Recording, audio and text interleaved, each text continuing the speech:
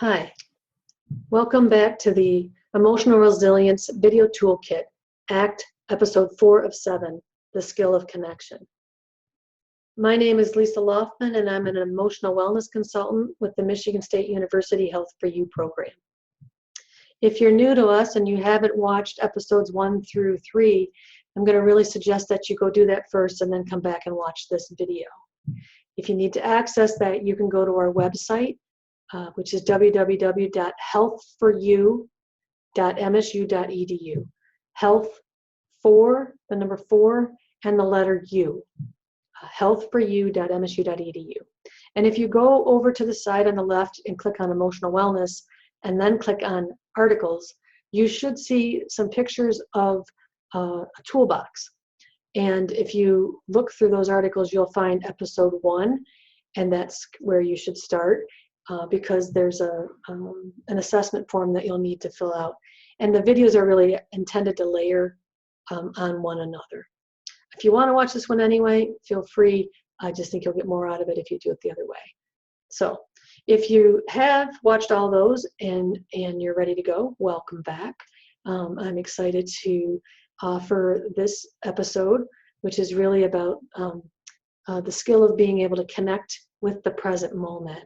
And we'll talk about why that's so important to us. So let's get started here. You might remember this diagram. I hope so. We've talked about it a couple times now.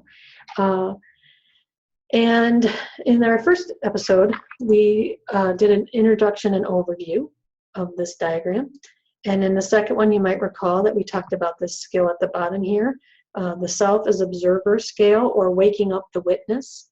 In the third episode, we talked about how fusion happens, how humans get attached to different thoughts and how those thoughts get brought to life into like the little mini movie that they're creating moment to moment, and how the observing self can notice when that happens and can start to help you separate from that, sort of step away from that particular thought.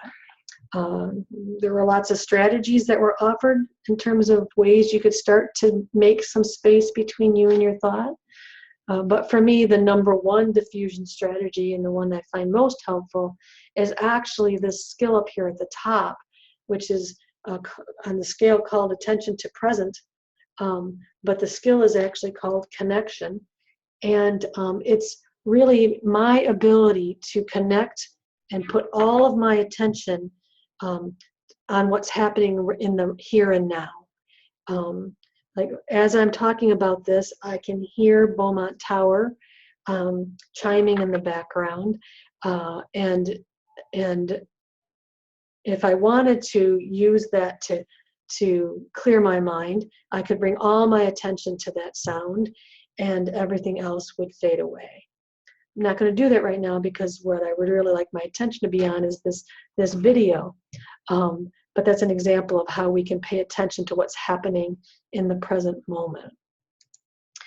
Before we get too far in the connection discussion, I just want to offer some reminders for practicing diffusion. I just really want to remember that you want to see your thoughts for what they are. They're just words and images in your head, nothing more or less. They're just words or images. It's helpful to me, like as powerful as a thought can be, it's still just words in my head. It's important not to think of diffusion as a control strategy.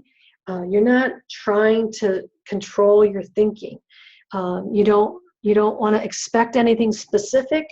You'll get too attached to it as a strategy. You just want to observe what happens when you acknowledge you're stuck and you allow yourself to gently create some space between you and the thought.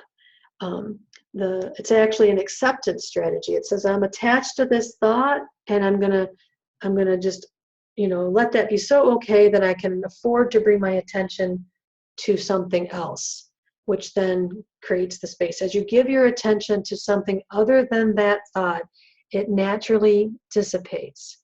It can't go on without you. You are the thinker. Thoughts may go, or they may not.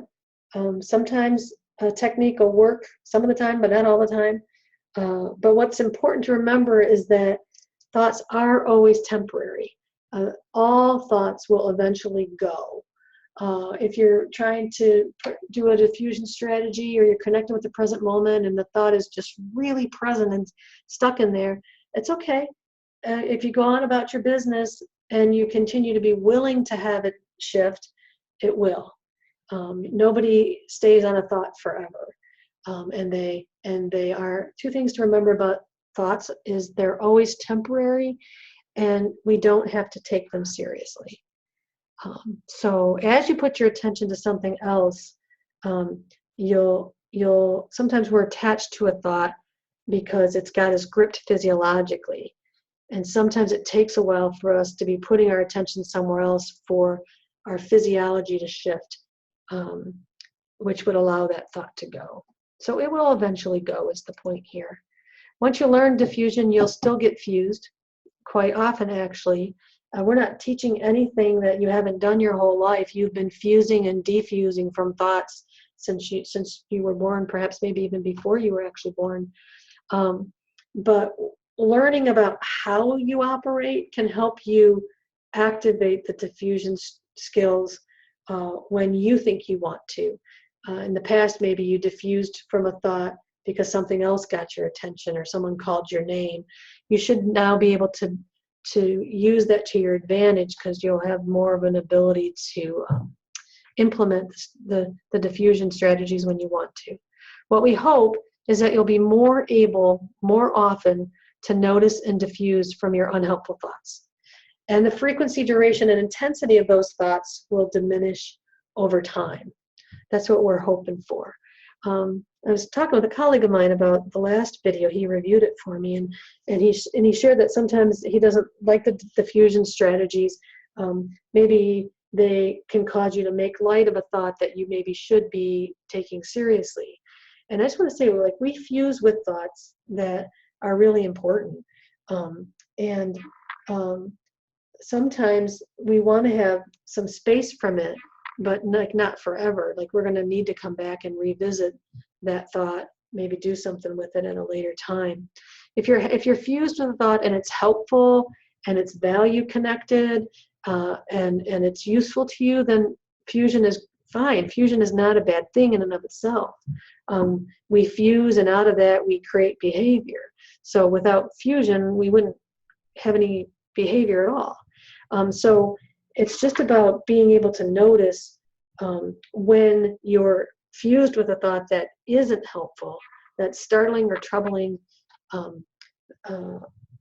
That's when the diffusion strategies are actually useful. Both the diffusion strategies and the connection skills specifically today are the part of the 6 core skills of ACT that are really about relaxing in the relax, reflect, resolve tagline. It's you notice that you're not relaxed, and it's what can help you relax back into that powerful, open energy field where you can have new ideas come through and access your full creativity and wisdom. And so this is the relax part of relax, reflect, and resolve. When your observing self notices that you're fused, and your next thought, so you catch that, like your observing self goes, wow, you're attached to a thought. And the very next thought you have is a judgmental or critical thought about yourself because you didn't catch it before you fused. You have what I like to call the double whammy. Your observing self noticed it, but then immediately got fused with an equally unhelpful thought, and so you're back caught up in something not helpful. When you notice the double whammy, you just want to bring your attention to the present moment and just maybe chuckle with yourself because, gosh, look how human you are after all. If you start to actively effort with your thinking and wrestle with it and try to control it, you'll likely activate what Dr. Harris calls the struggle switch. You're going to flip the switch, and you're going to just be like anxious because you're anxious. And the harder you try to fight that thought, the more pronounced the thought's going to get. It's a little bit like quicksand. The more you struggle, the more you're at risk. Or if you're familiar with the Harry Potter series, our heroes get caught up in dragon snare, and it's a plant that starts to strangle you. And the more you are freaked out and struggle against it, the tighter it gets. Our thinking is a little bit like dragon snare sometimes. And like in the movie, Hermione realizes that she needs to relax her mind and she can fall out of the dragons. It releases her. And that's kind of how I think it's a great metaphor for thought, because that's how I see how relaxing out of our thought. She doesn't have to do anything with the dragon snare. She just needs to release herself from it. At this point, the more you struggle, the more stuck you get. And it really can block your wisdom and creativity and your common sense. What we want to do instead is notice and gently redirect our psychological attention, which will give us a chance for our nervous system to reboot. When you're fused with a particularly troubling or unhelpful, traumatic, shaming, anxiety-producing, or otherwise difficult thought, you're going to have a physiological stress response. You may kick into what's known as fight, flight, or freeze. Now, if I ask 100 people if they're familiar with what fight, flight, freeze means, the vast majority of hands go up. People generally have a sense that they get startled by something, they have a thought that scares them, or they think they're in some kind of danger. Whether it's real or not, if you kick into fight, flight, freeze, your body kicks into survival struggle. And your nervous system reacts, your heart rate goes up, your pulse quickens, your logic center goes offline, your blood rushes to your extremities, digestion actually slows down, everything goes into defense mode. And when you're in your defense mode, you don't have new thinking that's helpful. It's very reactive. You can have a hard time focusing and a hard time remembering when you're in fight, flight, freeze. When your observing self notices that you're in fight, flight, freeze, and your stress response has been activated, your main objective in the moment is to help yourself physiologically calm down. You're a player in the game. You have to move into a position with yourself to help yourself calm down. When we notice we're fused with a thought, and particularly when our struggle switches on, we want to interact with ourselves in a mindful, self-compassionate manner. The ACT skill of connection is an intentional practice that can provide the antidote to the fight, flight, freeze response. If I ask that same group of 100 people what we call the antidote to the fight, flight, freeze response, time and again, very few people, mostly no people in the room, can name it, even though it's also a very old human response. So fight, flight, freeze is the reptilian response, and the antidote to that is called the mammalian caregiving response, and that's often referred to as the tend and befriend response. So when you are activated in a stress response, what you really want to do is tend and be a friend to yourself. That's the mindful, self-compassionate manner. Dr. Kristen Neff talks about the tend and befriend response in her book, Mindful Self-Compassion, and I really recommend you take a look at that. When we tend, the mammalian caregiving response tells us that when we tend to something, when we pick up a crying baby and we rock the baby and pat the baby and tend to the infant, not only does the infant calm down, but we also are calming our own physiology. And so if we're tending to somebody else, we start to calm down, if we're a friend to them. But what the research is indicating is if we actually then turn that around on us and we tend to and befriend ourselves, we also physiologically calm down. And connection with the present moment is one of the best way to tend to yourself. You help yourself by, in the moment, allowing yourself to bring your attention to the here and now experience that you're having. And you bring a sense of openness and acceptance and interest. You just notice fully. You bring your beaming and delighted attention to the present moment. And while you're doing that, you have the intention of relaxing or quieting your physiological state. Connection is a mindfulness practice. What I just said is the definition of mindfulness, is to bring your attention to the here and now with curiosity and openness. Mindfulness is more simple than we often make it out to be. A lot of people think it's a complicated spiritual or,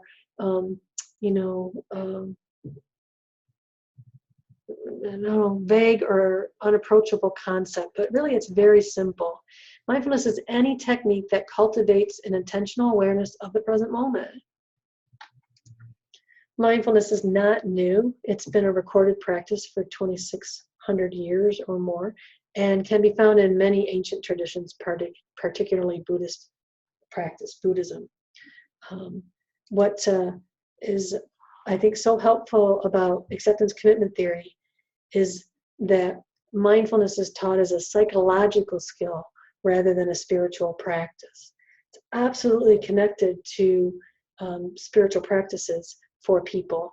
But when we talk about it as a psychological skill that you can strengthen and can help you see how, as a psychological skill, it's essential to healthy psychological functioning, people are really willing to embrace it, we find.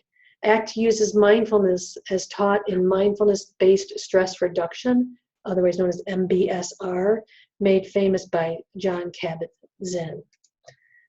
The rich history of mindfulness as a Buddhist tradition and in many other wisdom traditions, combined with 30 years of scientific research now from Western culture researching this, makes mindfulness an evidence-based mental health practice.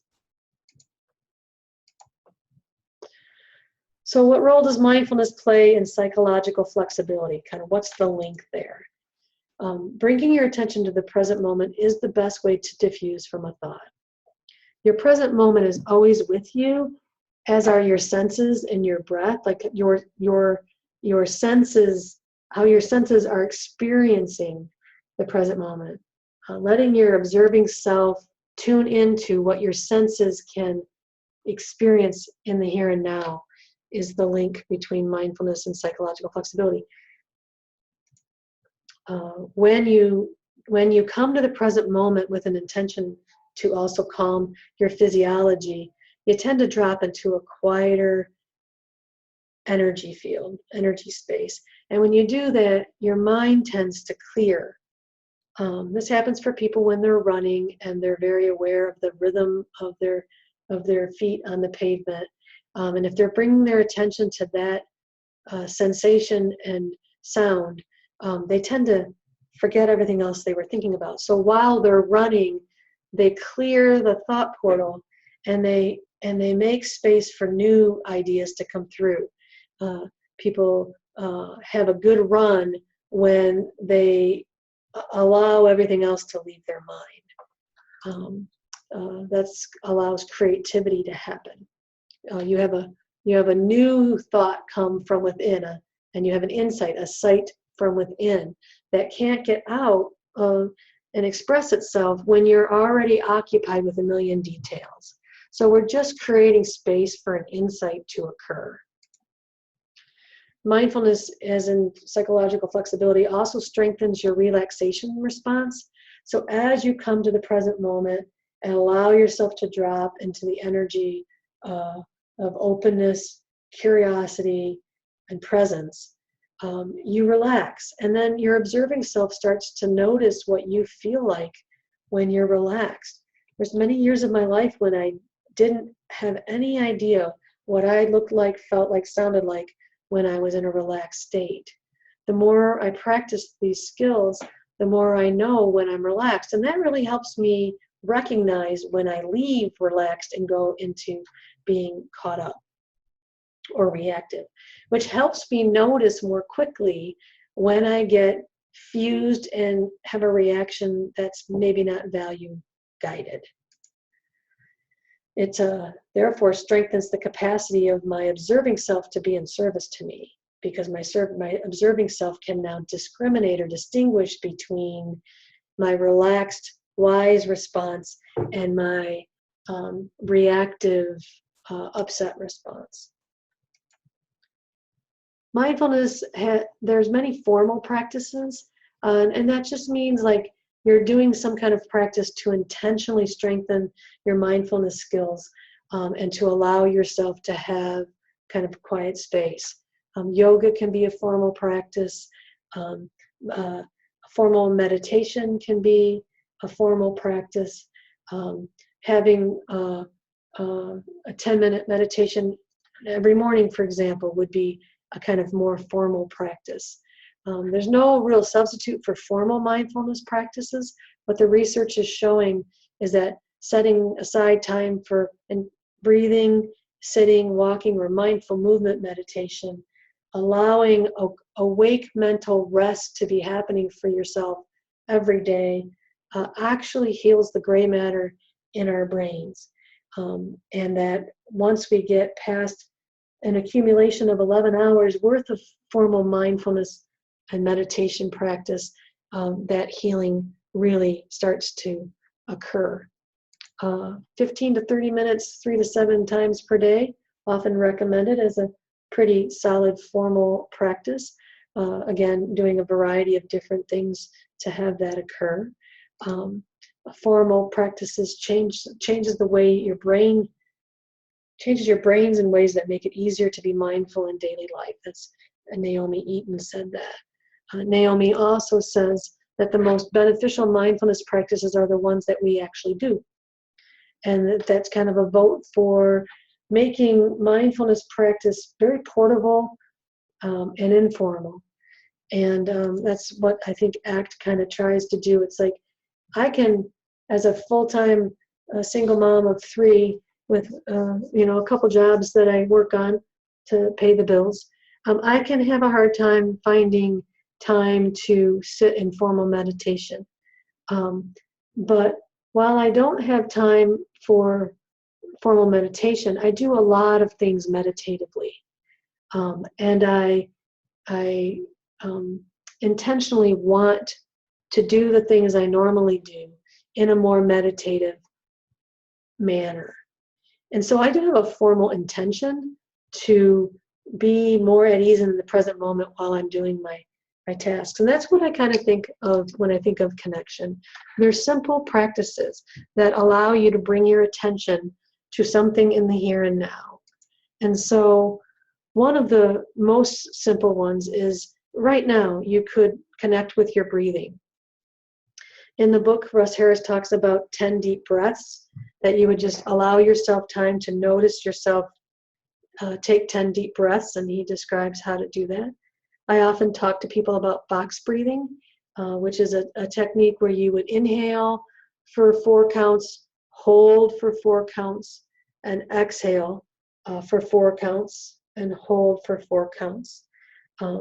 Another variation of that is to bring your attention to your breath and to inhale and hold your breath at the top, and then for a few seconds, and then exhale fully. Part of the problem with our breathing is we don't exhale enough. And so if you actually were to exhale, if you were to inhale and hold and exhale and actually force the air out, like you could try that once when you inhale and hold and exhale without doing that, and count how long you can exhale, and then do it with making that sound, and you should see that you can exhale a lot longer, which then creates space for new air to come in. So that's a different variation of box breathing. You might inhale for 4 counts, hold for 4 counts, and then exhale for as long as you can. and then inhale for 4 counts, hold for 4 counts, and exhale. Some variation on that might also be that as you're inhaling to think of all the energy in your body and hold that up at the top, and when you exhale, release it. You could actually do the 3-breath reset that is shown here. And that would be on your first inhale, inhaling all of your stress and holding it, and then when you exhale, kind of releasing that. Inhaling your energy and holding it, and then releasing and allowing your energy to fall into the floor, like letting yourself take the position of a relaxed person. And on the 3rd breath, you could inhale gratitude and release it. Or on that 3rd breath, you could inhale all of your good intention and then release it to, like, what's the most loving thing I can do right now? What's the most helpful thing I can do right now? They're all just ways to help you bring your attention to the here and now. And then the breathing part, why that's helpful, is that breathing in this manner also helps physiologically quiet your system. So it is a way of you helping yourself return to calm.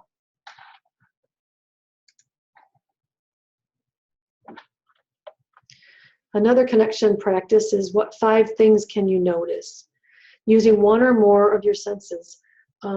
So one day I had a session with a client, and I had a lot of images based on their story in my head. As you can imagine, that would happen to me a lot. I hear a lot of stories. And I was having a hard time resetting in between sessions. So I went outside, and I was just walking on our incredibly beautiful campus here at Michigan State. And I took a deep breath and I held it. And when I exhaled, I told myself, notice color.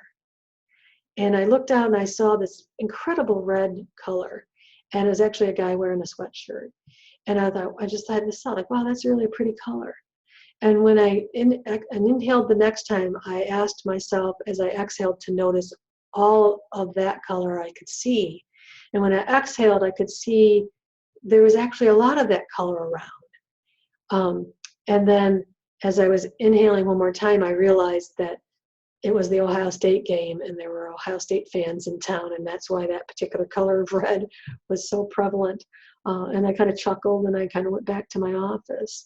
And, so bringing my attention to that moment, using my senses, in that case, my sight, to really get aware of and notice the present moment, brought me a chuckle, and also, like, moved those other images to the side. And that allowed me to go back in the building and go up to my office and be present for the next person. It's not like I lose those thoughts forever. In fact, I did need to revisit those thoughts to think about, from a helpful place, about how I could best help that first client. But I couldn't help them at all if I was reactive in that way. The one I use the most is to encourage people to use their sense of hearing. Again, I've been here long enough that I can hear the Beaumont Tower bells again as we're talking right now. So if you were to just take a deep breath right now, and as you exhale, allow yourself to sink into a more relaxed position and use your sense of hearing to take in all the sounds you can hear. Go ahead and do that right now, wherever you're at. Inhale, hold, release, and listen.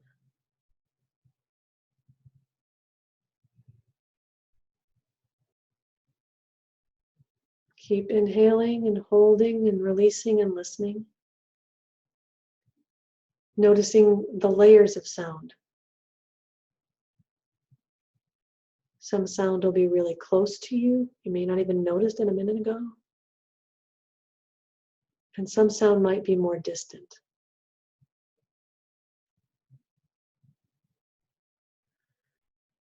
Big breath, hold, release, and listen. Just try that on after you're done with the video, as you're moving through your day. Whenever you notice yourself rushing, Go ahead and do a couple breaths with noticing 5 things, either with your smell. If you're at a restaurant, that might be really interesting. Some places that might be less pleasant, but still would bring you to the present moment. Sometimes a really pungent smell can bring you to the present moment, and it does clear your mind. Try those on. Connect with your body. Like, how am I sitting in my chair? And, where are the points of contact? If I'm having a big emotion, is there some place in my body where I'm not having that emotion? Can I put my attention on the part of my body that's calm? Can I notice if I'm hungry? Can I notice where my breath is? And can I start to let it drop? Connecting with your body.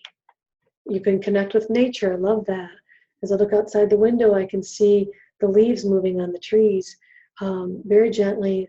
It's a very beautiful little breeze. You can feel the weather on you.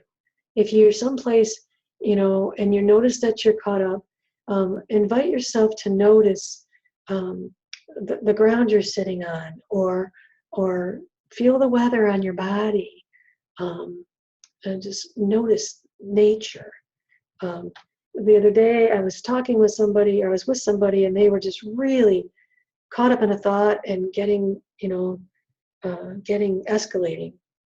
And there was a group of people watching, and I could tell nobody kind of knew how to help this person.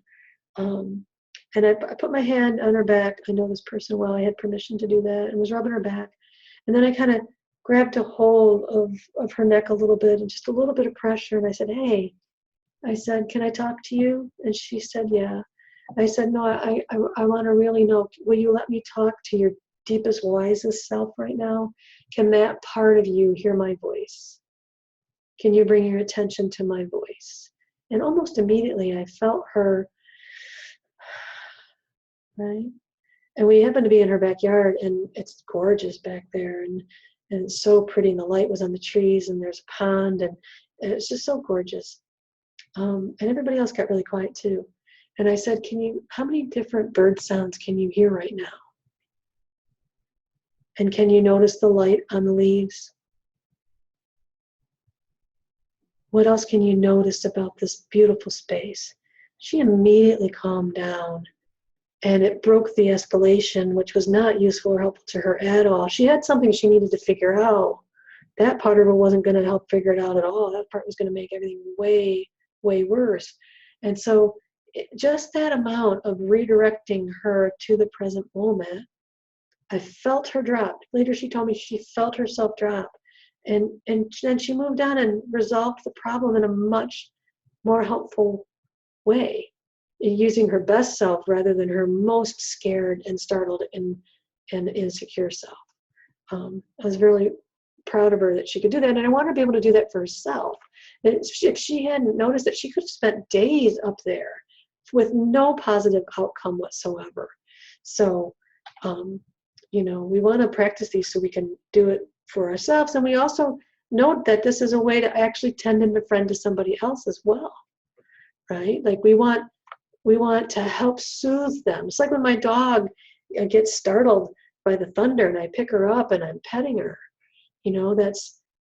That's me helping her. Of course, I want to hold her close and help her, and then that also helps me. Helping people come to the present moment and trauma-informed care. When somebody's having a post-traumatic response, and they're all of a sudden their fears activated and they're having a trauma response, everything comes up, right? And one of the things that trauma-informed therapists do for people is talk to them and make them to describe the room they're in great specific detail. There's a cup on my desk that has pens in it. Some of them have a yellow cap on them. It's like really connecting with your physical surroundings, specific detail because their physiology is hijacked by this memory that they're having that's actually happened to them. And it's transporting them into that movie of trauma. And so helping them come to this moment and asking them to describe where they're at helps them separate from it, and then they catch their breath. It's a simple connection practice that can be literally life-saving for some folks when they're having that kind of moment. You can connect with the person you're with. I'm a big proponent of mindful kissing, of mindfully, like, if you're upset about work and you're reactive, like, notice your children, notice their face, notice, how they're touching their hair, notice something about them that charms you, like, be in the moment with them. And not only is that an excellent way to separate and diffuse from unhelpful thoughts, it also builds intimacy and connection. And it helps you not miss your relationship, right? Because you're actually in it more of the time. So if you're going on a walk and you're out in nature walking, you might not be present at all.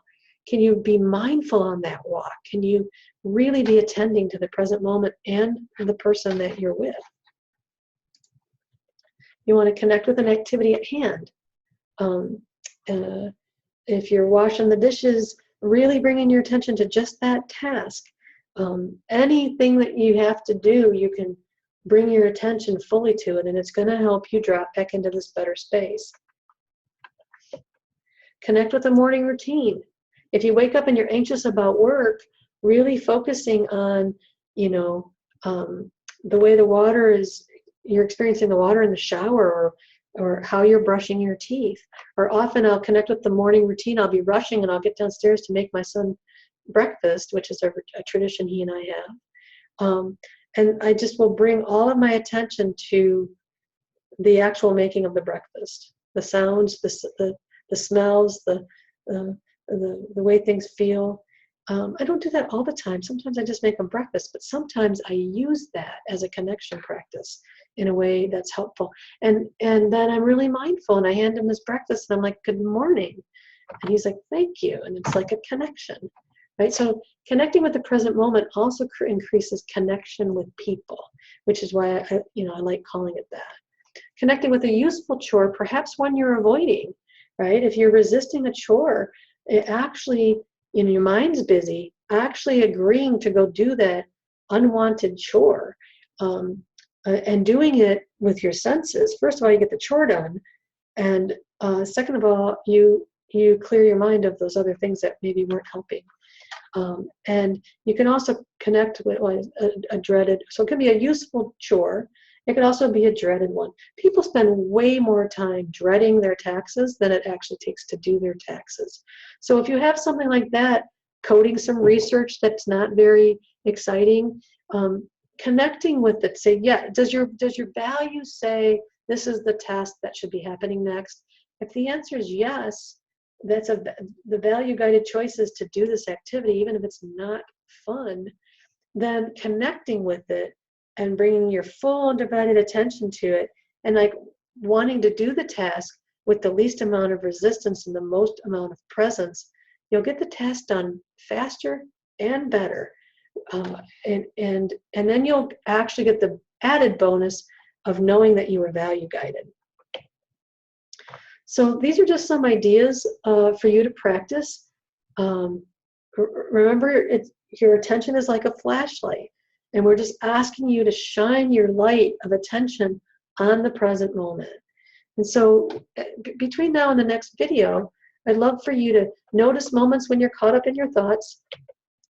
Notice what happens when you notice, and especially if you're desiring to create space and let yourself drop into more relaxed. Implement a diffusion strategy, or intentionally practice connecting with the present moment, and just notice what happens when you relax, reflect, resolve. Our next episode is going to be about expansion and acceptance. Really what that is getting better at feeling the emotions that it would be natural to have in a situation. And so instead of trying to fight those or resist those emotions, we're going to talk about acknowledging, not ignoring an emotion, acknowledging it, honoring it, without necessarily getting swept away by it. So where's the balance between ignoring and getting caught up in and acting out of. And that's the space where we're making space for it, and we're sitting with the emotion, letting it inform us, letting it come and go. That's what we'll be talking about next time. Until then, take care and tend and befriend yourself. Be good to yourself. Bye-bye.